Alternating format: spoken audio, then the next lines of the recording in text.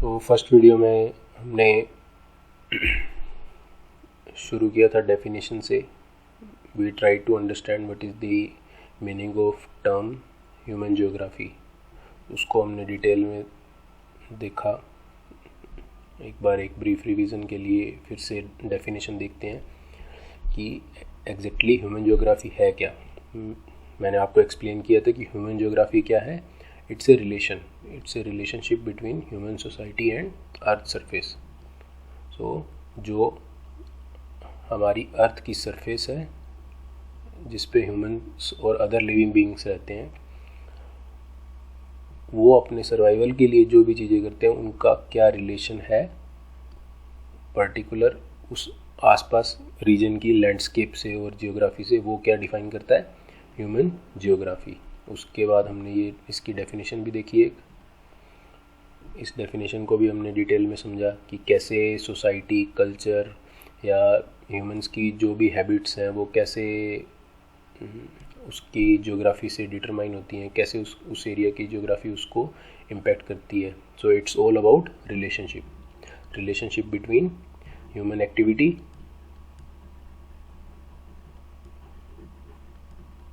And geography. So geography से बाकी चीज़ें भी डिसाइड होती हैं। उस एरिया का वेदर क्या है, उस एरिया की वेजिटेशन क्या है, everything is determined by geography. So अभी उसके आगे हम चलेंगे, नेचर एंड स्कोप देखेंगे कि सब्जेक्ट का नेचर एंड स्कोप क्या है, जो कि इस फर्स्ट यूनिट में हमें कवर करना है। So nature of human geography में अगर बात करेंगे तो नेचर का मतलब क्या होता है।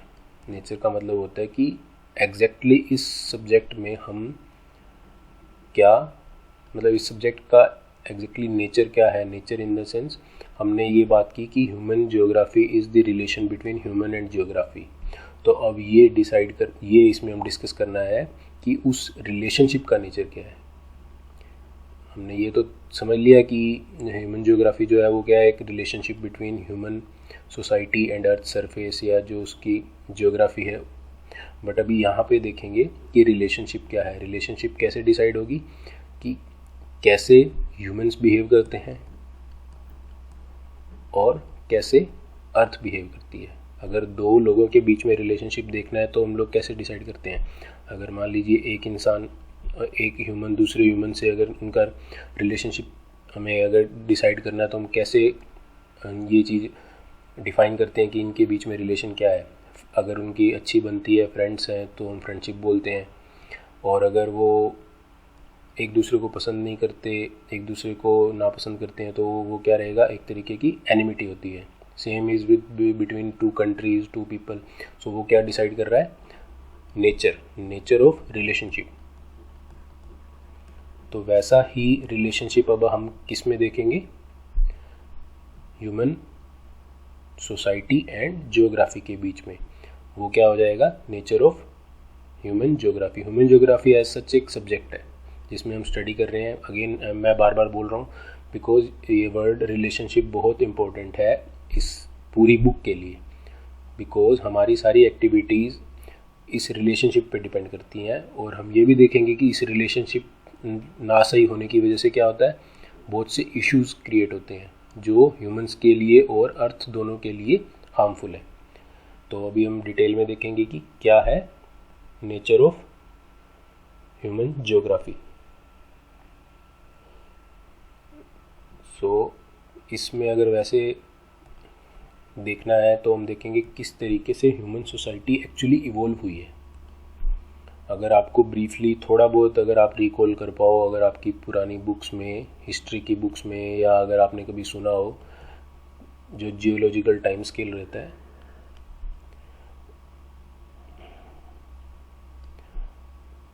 यहाँ पे मान लीजिए अर्थ एग्जिस्टेंस में आई इस यूनिवर्स में, और ये आपका मॉडर्न टाइम है।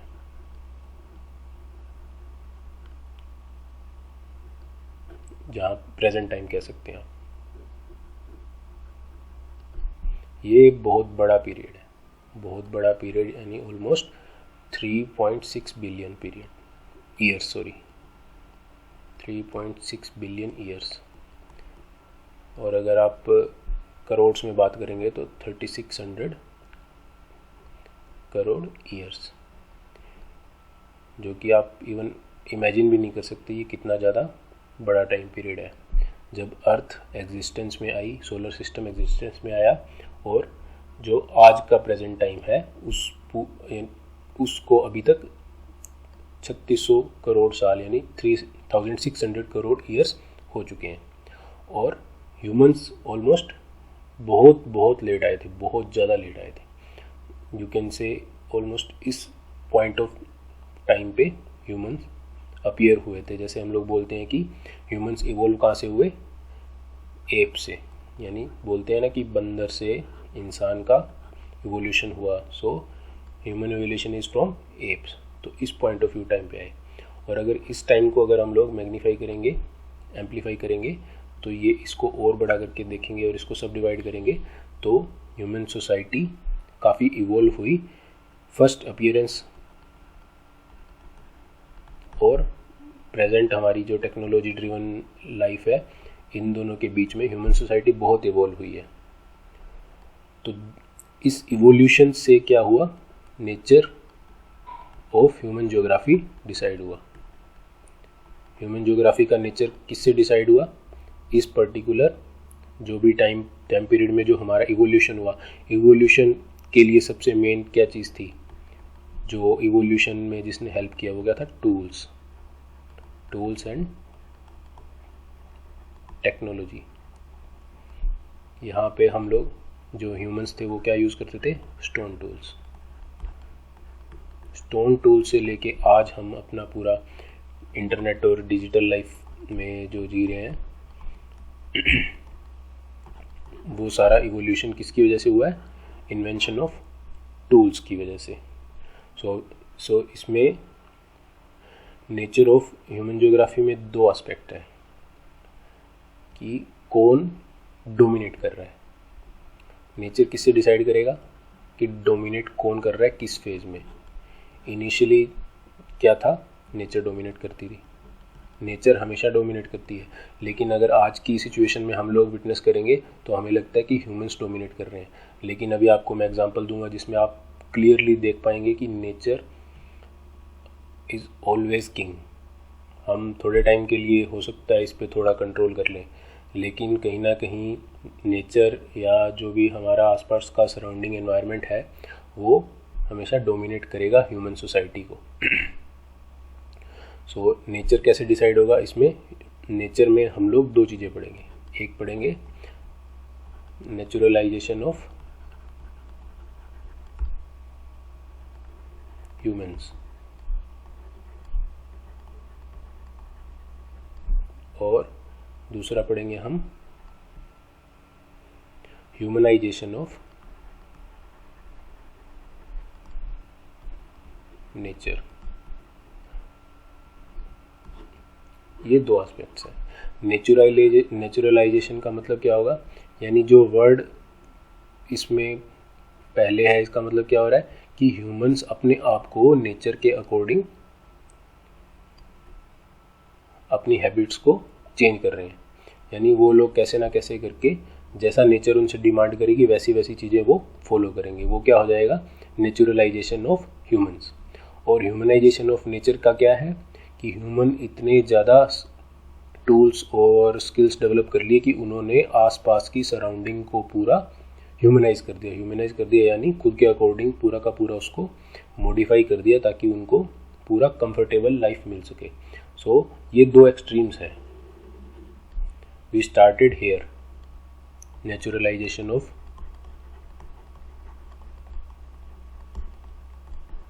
ह्यूमन, और now what at this point what we have achieved, humanization of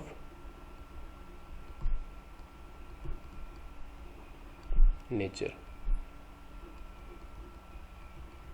और इस पूरे इवोल्यूशन के टाइम में हमने जो मैंने अभी आपको बताया कि कैसे ह्यूमंस ने टूल्स एंड टेक्नोलॉजी के थ्रू अपने आप को इवोल्व किया, कैसे स्टोन एज से हम लोग जहाँ पे पत्थर के टूल यूज़ करते थे, और आज हम लोग इंटरनेट और टेक्नोलॉजी और buildings, roads, air conditioning, everything we are using that we but we have achieved humanisation of nature. So यहाँ से यहाँ तक आने में, इस पॉइंट से लेके इस पॉइंट तक आने में ह्यूमंस ने टूल्स का काफ़ी यूज़ किया है।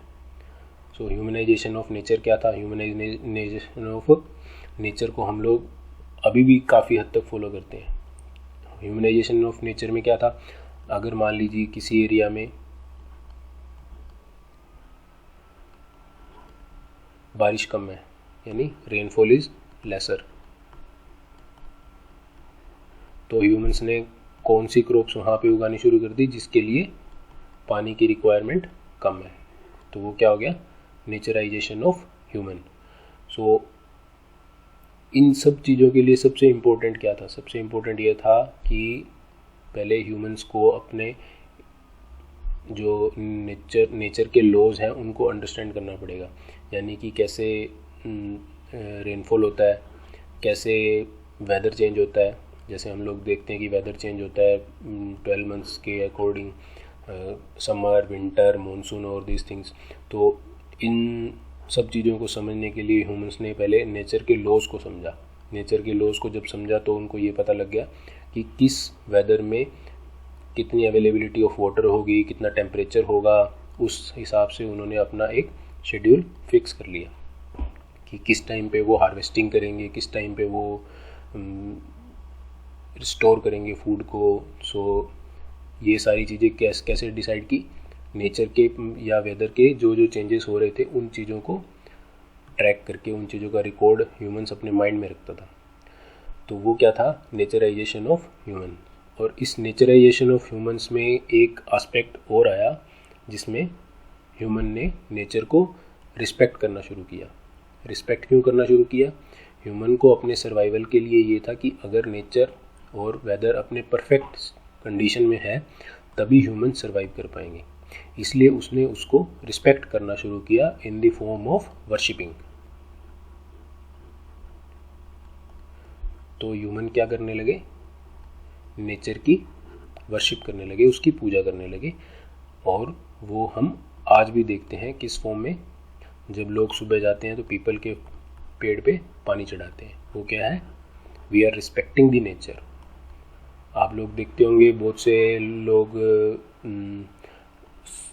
सन वर्शिप करते हैं। जब सुबह सुबह सनराइज़ होता है तो उसमें वो एक टाइम पे उसकी पूजा करते हैं, पानी चढ़ाते हैं। वो क्या है? वो भी एक वर्शिपिंग ऑफ नेचर है, बिकॉज सन से हमें एनर्जी मिलती है। And we have seen that there are many gods which are personified form of these natural phenomena. We know that there is sun god, जिसको हम बोलते हैं सूर्य भगवान। there is wind god, there is a wind, we can say that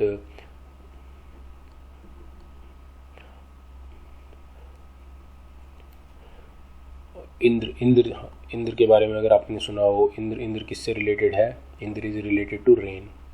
so all these gods, what we are doing, humans started worshipping these gods because human believed if he keeps these gods happy, so everything will be fine and he will survive with very less efforts. So this was the effort of human to naturalize himself or herself. When the human society अपने आप को उस area में, उस reason में comfortable करने के लिए उन्होंने ये सोचना शुरू कर दिया कि इन पर्टिकुलर फिनोमिनास की अगर मैं वर्शिप करूँगा तो मेरा एरिया बहुत अच्छा रहेगा। बट धीरे धीरे जैसे जैसे ह्यूमन का कंट्रोल टूल्स पे और टेक्नोलॉजी पे बढ़ना शुरू हुआ, वैसे वैसे उसने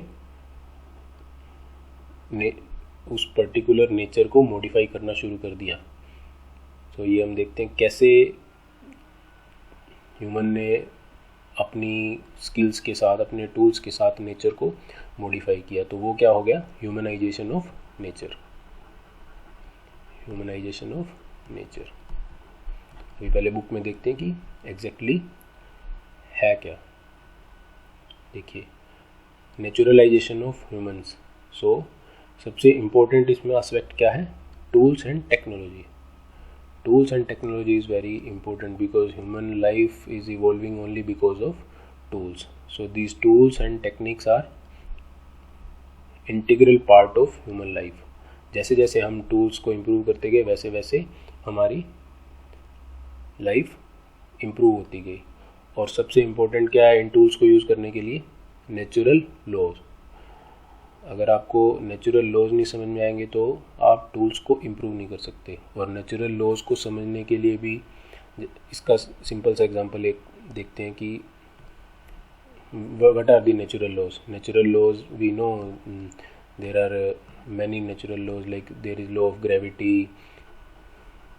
ग्रेविटी क्या है? अब आप कहेंगे कि what is the role of nature's law in improving humans life, but if you know gravity then only you know, like आपको अगर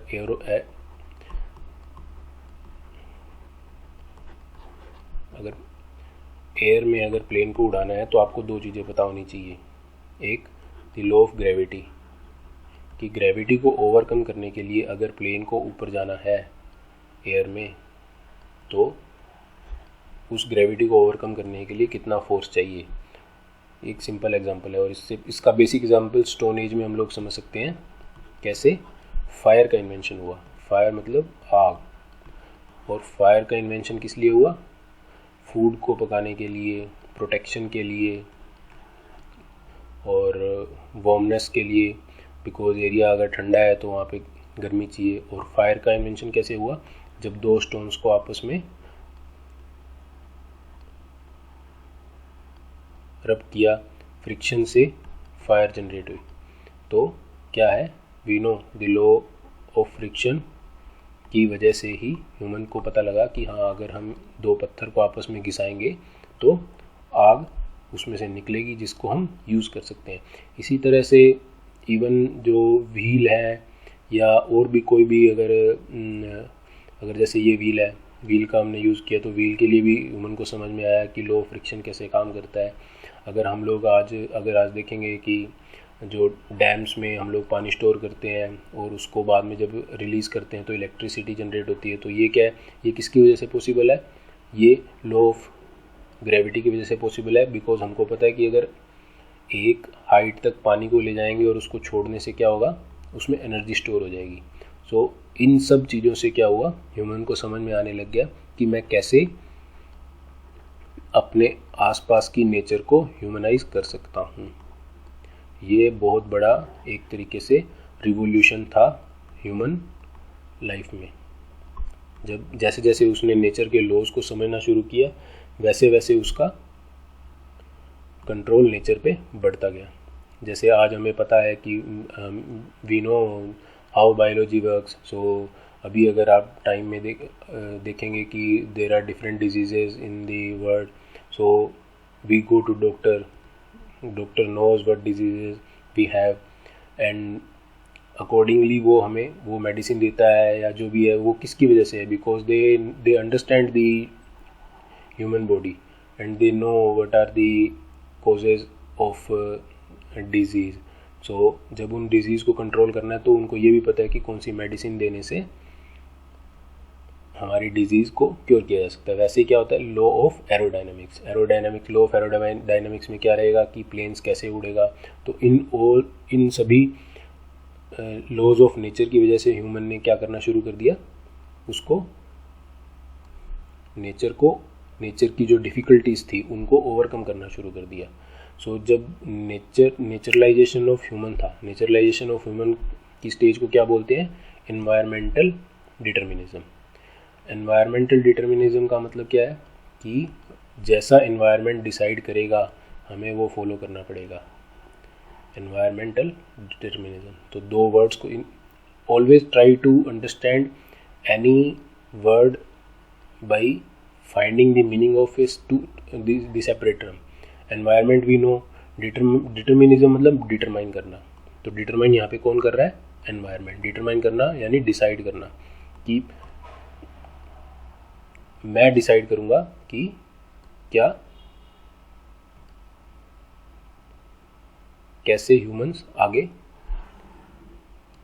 नेचर यानी एनवायरनमेंट ये डिसाइड करेगा कि ह्यूमंस किस तरीके से इस सोसाइटी में या उस एरिया में या उस रीजन में कैसे रहेंगे। यानी जो नेचुरल फोर्सेस हैं वो डोमिनेट कर रही हैं उस पर्टिकुलर रीजन में, तो ह्यूमंस अपने आप को क्या कर रहे हैं, अडेप्ट कर रहे हैं उस पर्टिकुलर रीजन की ज्योग्राफी में और उस पर्टिकुलर रीजन के नेचर और एनवायरनमेंट के हिसाब से। और इसके पीछे रीज़न क्या है, इसके पीछे रीज़न ये है कि उस टाइम पे ह्यूमंस ने टेक्नोलॉजी इतनी लो लेवल की थी, सो वो लोग मजबूर थे नेचर और एनवायरनमेंट को फॉलो करने के लिए। इसलिए इसको हम लोग क्या बोलते हैं, एनवायरमेंटल डिटर्मिनिज्म। और वो ही क्या है, environmental determinism is nothing but naturalisation of human.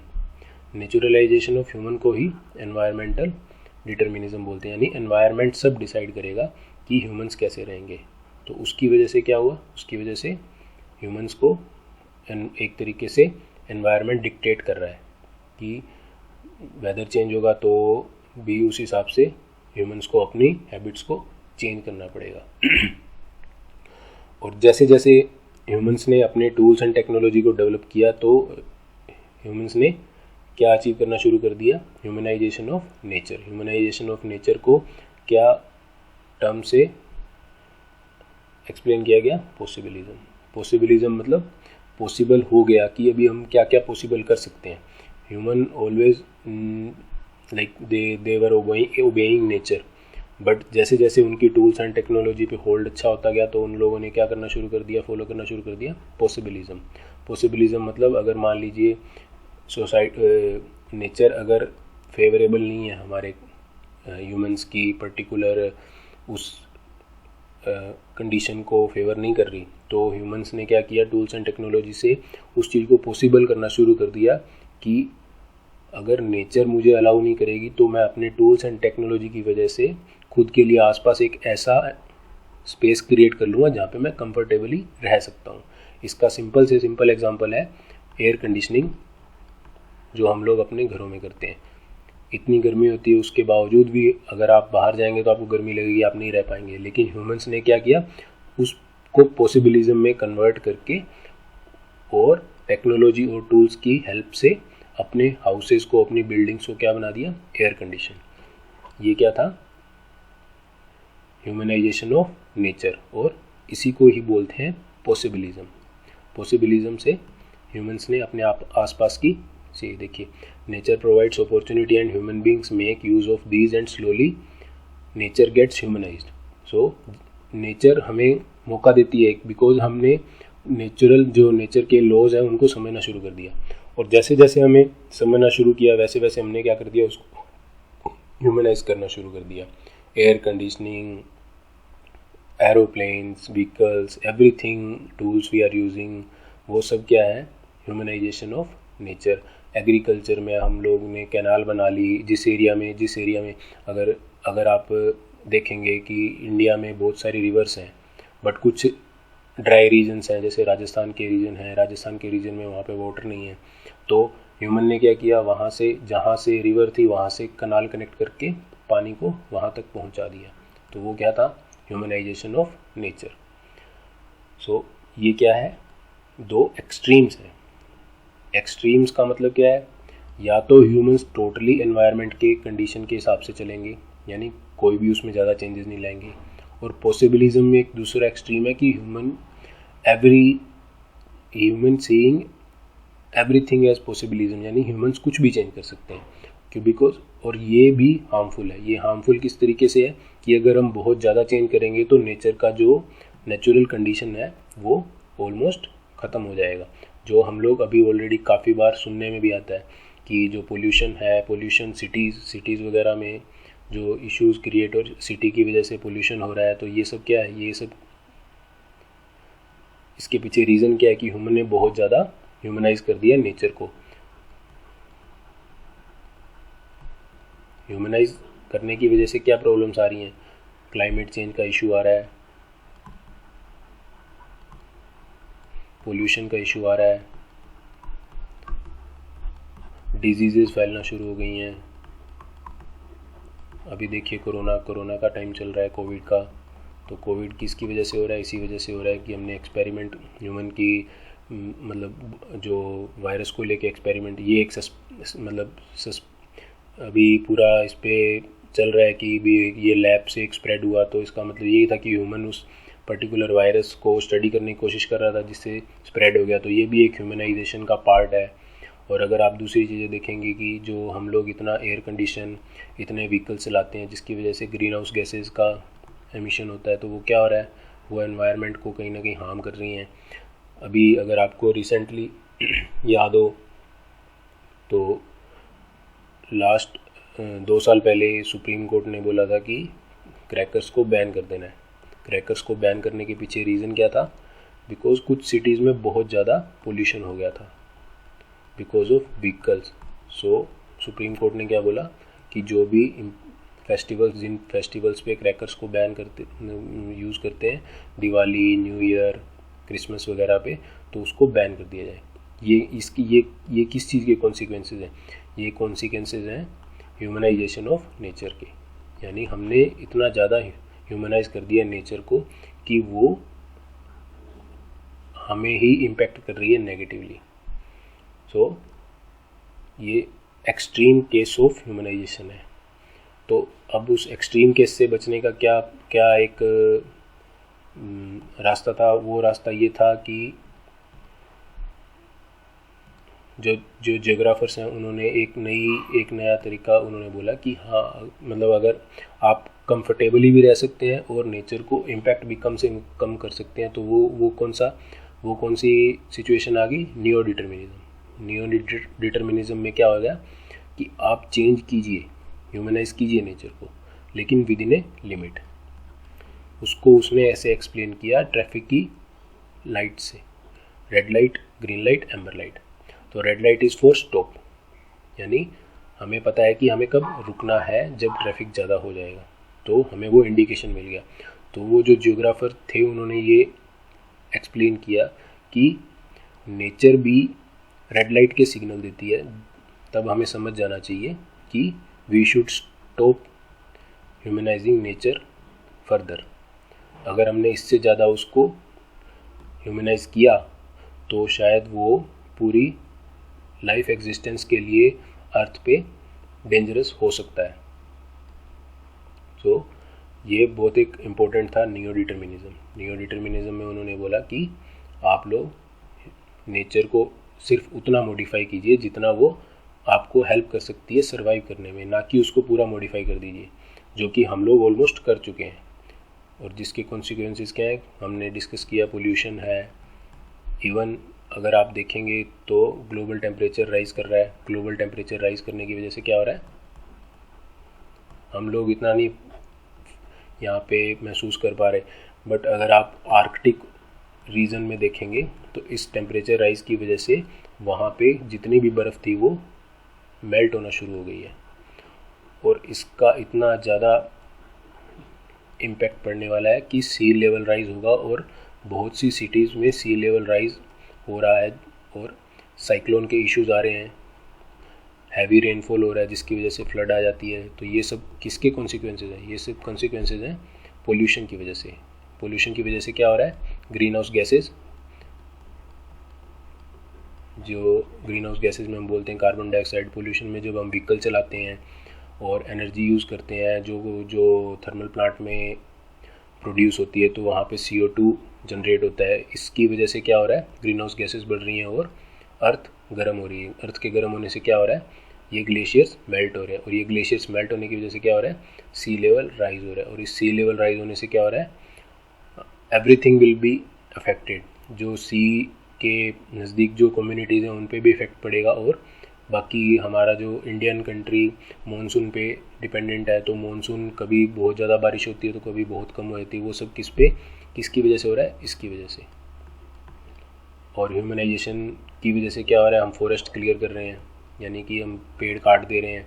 पेड़ काटने की वजह से क्या होगा, बारिश नहीं होगी। तो ये भी एक नेगेटिव इम्पैक्ट है ह्यूमनाइजेशन ऑफ नेचर का।